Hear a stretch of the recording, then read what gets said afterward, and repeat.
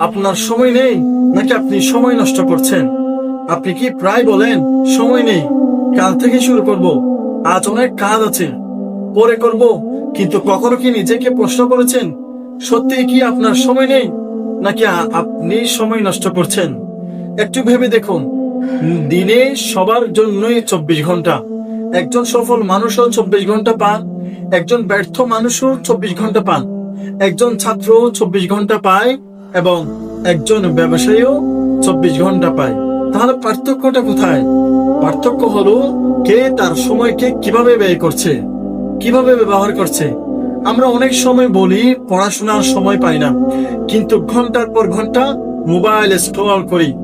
বলি নিজেকে উন্নত করার সময় নেই, কিন্তু অপ্রয়োজনীয় ভিডিও দেখতে অনেক সময় চলে যায়।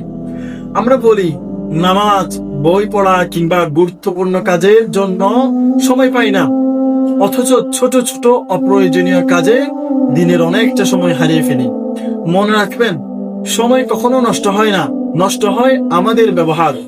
একটা মিনিট হয়তো আপনার কাছে খুব ছোট মনে হতে পারে, কিন্তু সেই 1 মিনিটই প্রতিদিন জমতে জমতে ঘন্টা, দিন, মাস এবং বছর হয়ে যায়।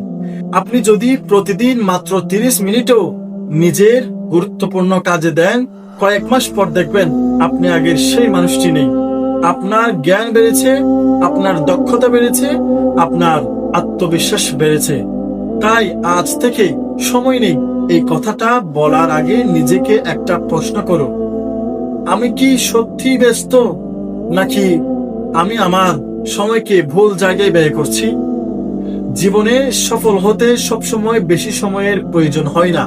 প্রয়োজন হলো যে সময়টুকু আছে সেটাকে সঠিকভাবে ব্যবহার করা হচ্ছে কিনা। মনে রাখবেন, আপনার হাতে সময় কম নয়, আপনার হাতে থাকা সময়ের মূল্য অনেক বেশি।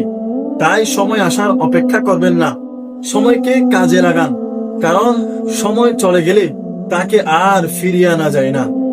আজকের সময়কে সম্মান করো, একদিন সময় আপনাকে সম্মান এনে দিবে।